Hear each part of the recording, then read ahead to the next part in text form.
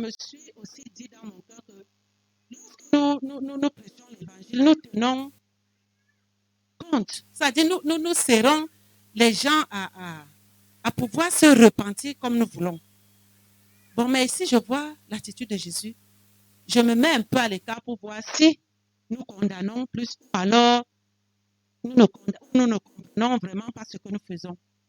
Parce que je vois l'attitude de Jésus. Jésus n'a pas dit, bon, agenouille-toi, là, répands-toi, et puis... Mais qu'est-ce qui s'est passé? Qu'est-ce qui s'est passé? Amen. Ça, c'est une bonne question. Alléluia. Déjà, il faudrait savoir que Dieu n'est pas un homme. Et Dieu ne marche pas selon les principes des hommes, selon la doctrine. Vous allez vous rendre compte que Jésus est venu montrer la facette véritable de Dieu. C'est-à-dire, Dieu est esprit. Les uns et les autres fonctionnent en esprit. Et qui dit esprit est capable d'écouter les cœurs. Vous comprenez? Et de se mettre à la place d'autrui également. Voilà pourquoi il dit, je suis venu appeler à la repentance les pécheurs et non pas les justes. Et pour rebondir, n'est-ce pas, cette question, avec Jésus, ce n'est pas quelque chose de principe. Non, on va se repentir comme ça, Seigneur Jésus, viens dans ma vie, viens dans ma vie. Je reconnais que tu es mon Seigneur et Sauveur. Je reconnais que tu es mon Seigneur. Parce qu'une personne peut le dire, mais est hypocrite. On connaît beaucoup de personnes qui font des récitations des prières du salut, l'hypocrisie.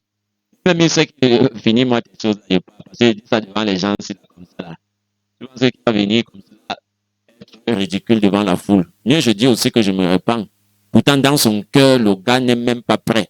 Et Dieu connaît véritablement les cœurs. Il connaît les cœurs qui ne sont pas prêts du tout. Laissez-moi vous dire une chose. Lorsque vous êtes intime au Saint-Esprit, le Saint-Esprit vous communique également ses émotions. Il vous communique également ses sensations.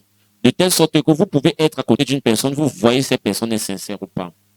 Vous ressentez comme Jésus au travers de l'exemple que la maman, la sœur a pris tout à l'heure. Vous voyez, elle dit que Jésus, cette femme, est venue répandre le vase d'albâtre, c'est-à-dire le parfum de nard d'un grand prix. Cette femme était une prostituée. Et le parfum de nard, c'est forcément, vous savez que les prostituées ont besoin du parfum beaucoup. Ce sont des personnes qui se parfument le plus. Le parfum de nard de grand prix, cela montrait qu'elle était même une prostituée de luxe. Parce que pour avoir un parfum de nard, ce n'est pas donné à n'importe qui. Parce que s'il faut vendre un parfum de nard et que cela suscite l'intérêt de l'apôtre convoiteur Judas, qui aimait beaucoup l'argent, ça veut dire qu'il avait une source de revenus de ce parfum-là. Amen. Associant les pauvres, dit que non, vraiment, on peut vendre même ça. Il y a les pauvres. Pourtant, lui-même, c'est un voleur. Vous voyez que effectivement, Jésus a vu son cœur. Et ça nous enseigne encore quelque chose.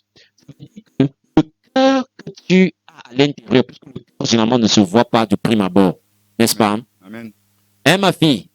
Le cœur ne se voit pas. Vous pouvez vous mettre un peu debout, non? Le cœur ne se voit pas de prime abord. Mettez-vous un peu debout, ma fille. Oui. Voilà, le cœur. Dites que le cœur ne se voit pas de prime abord. Bah, acclame le Seigneur Jésus. Oui, une minute, hein. Une minute debout pour faire un peu de sport. Alléluia. Amen. Ça, c'est merveilleux. Regardez ceci. Le cœur ne se voit pas. Et Jésus nous montre un aspect très important ici. Quel est cet aspect? C'est que vous voyez que le cœur de la femme a été exprimé par une offrande de équivalent à ce qu'elle ressentait.